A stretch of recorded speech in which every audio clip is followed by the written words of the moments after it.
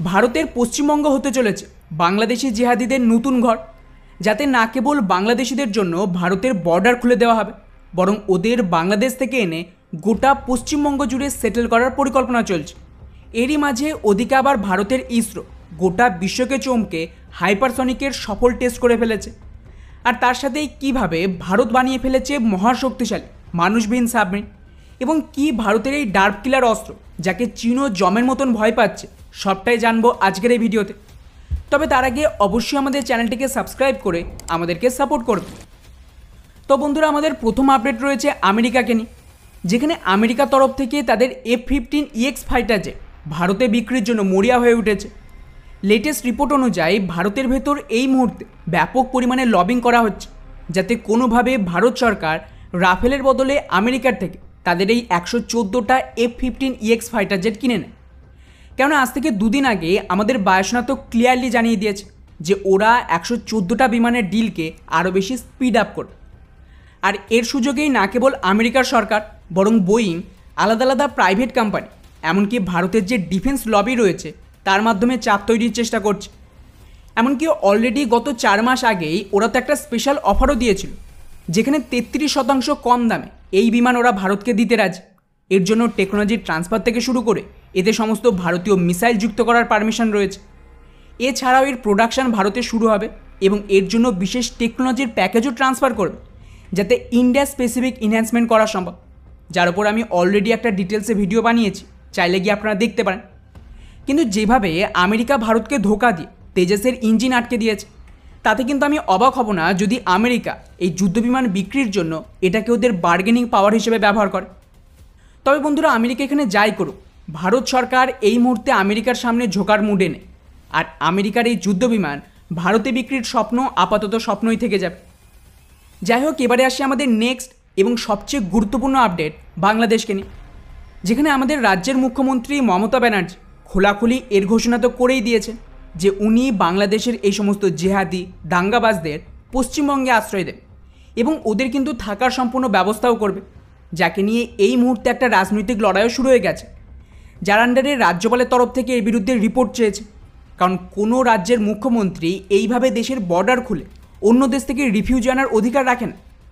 ওদিকে গোটা পশ্চিমবঙ্গ আর বাংলাদেশ বর্ডারে কেন্দ্র সরকারের তরফ থেকে বিএসএফকে হাই অ্যালার্টে থাকার অর্ডার দিয়েছে, যাতে কোনোভাবেই বাংলাদেশি জিহাদিরা পশ্চিমবঙ্গে ঢুকতে না পারে।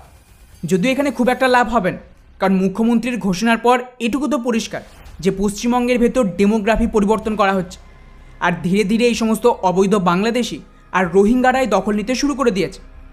ফলে আমি অবাক হব না যদি কাশ্মীরের মতন কোনো দাঙ্গা জেনোসাইড পশ্চিমবঙ্গে শুরু হয়। অবশ্যই এর একটা পুরনো ইতিহাস রয়েছে সেই দেশভাগের আগে থেকে। ফলে এই মুহূর্তে গোটা রাজ্যে কত লাখ বাংলাদেশি অনুপ্রবেশকারী রয়েছে তার তো কোনো গ্যারান্টি নেই। কিন্তু হ্যাঁ, আমেরিকার তরফ থেকে কিন্তু এখানে একটা বড় রোল প্লে করছে এই ধরনের ক্রাইসিস তৈরির জন্য, যেরকমটা ওরা ইউরোপেও করেছে। রাশিয়ান মিডিয়ার দাবি অনুযায়ী বাংলাদেশের যে বিরোধী পলিটিক্যাল পার্টি, তারা এখানে আমেরিকা, ইউকে আর ইউরোপের ইন্টারভেনশন চাইছে। অর্থাৎ ক্লিয়ারলি এই সব কিছুতে আমেরিকার হাত রয়েছে, ওদের সাপোর্টেই এত কিছু হচ্ছে। কিন্তু বন্ধুরা, গতকাল আরও কিছু তথ্য সামনে এসেছে, যেখানে ব্রিটেনের 4টে প্রাইভেট কোম্পানির মাধ্যমে বাংলাদেশে এই দাঙ্গার জন্য ফান্ডিং রেডি করা হচ্ছিল গত বেশ কয়েক মাস ধরে।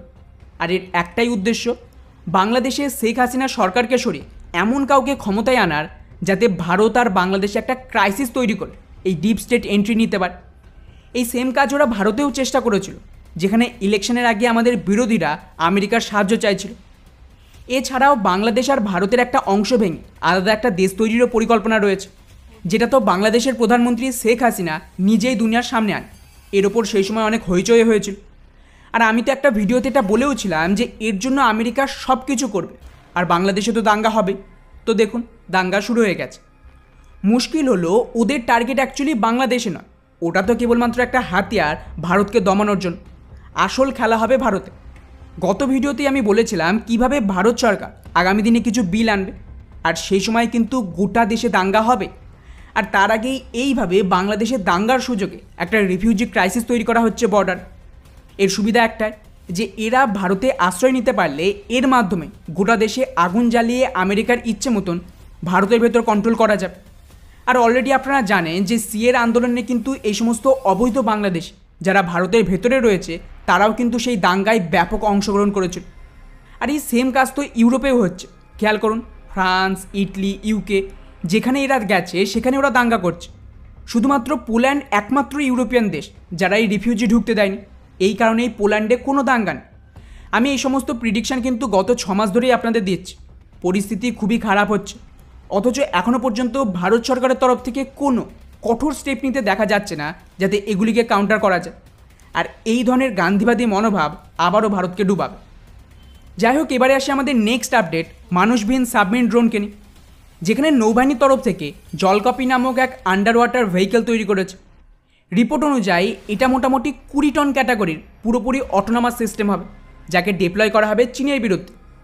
অর্থাৎ সোজা ভাষায় বললে এটাকে আপনি এইভাবে দেখতে পারেন যে আমাদের নৌবাহিনীর যেমন সাবমেরিন রয়েছে, যা জলের নিচে থেকে ইনফরমেশন কালেক্ট করা থেকে শুরু করে সার্ভিল্যান্স করা, হামলা করা, সব ধরনের কাজ করতে পারে। ঠিক সেই রকমই এটাও একটা সাবমেরিনের মতনই হবে, তবে তফাৎ শুধু একটাই যে এতে কোনো ক্রু মেম্বার থাকবে না এবং এটা অনেকটা ড্রোনের মতো অটোনমাসভাবে অপারেট করবে জলের নিচে। রিপোর্ট অনুযায়ী এটা প্রায় 45 দিন ধরে জলের নিচে লুকিয়ে থেকে শত্রুর ওপর নজরদারি চালানো, ইনফরমেশন কালেক্ট করা, এই ধরনের একাধিক অপারেশন করতে সক্ষম। স্পেশালি এতে ওভারঅল যে খরচ সেটা কিন্তু অনেকটাই কম হবে নর্মাল সাবমেরিনের তুলনায়, কিন্তু তার সাথে রিস্কও কমে যাবে এবং কনফ্লিক্টের দরুন একে ডিপ্লয় করাও সম্ভব হবে ইন্টেলিজেন্স গ্যাদারিংয়ের জন্য। ফলে ওভারঅল এটা একটা ভালো গেম চেঞ্জার হতে চলেছে ভারতীয় নৌবাহিনীর জন্য চীনের বিরুদ্ধে। যাই হোক, এবারে আসে আমাদের নেক্সট আপডেট হাইপারসনিক টেস্ট নিয়ে। তো বন্ধুরা, ফাইনালি গতকাল ভারতের ইসরোর তরফ থেকে এক হাইপারসনিক স্ক্র্যামজেট টেকনোলজির রকেটকে সফলভাবে টেস্ট ফায়ার করেছে, যার নাম হলো রোহিণী 560। যদিও এটা মেইনলি আমাদের রকেট লঞ্চের জন্য তৈরি, কিন্তু ইন্টারেস্টিং ব্যাপার হলো এটাকে ভারতীয় সেনাবাহিনী হাইপারসনিক মিসাইল হিসেবেও ব্যবহার করতে পারে। ভারতের প্রজেক্ট বিষ্ণুর আন্ডারে যে হাইপারসনিক মিসাইল তৈরি হচ্ছে সেটা ধরে নিন যে প্রায় ম্যাক 12-এর বেশি স্পিড দেবে, কিন্তু ওটা যেমন শক্তিশালী হবে তেমনি খুবই দামিও হবে, তাই যুদ্ধে খুব বেশি ব্যবহার করা মুশকিল।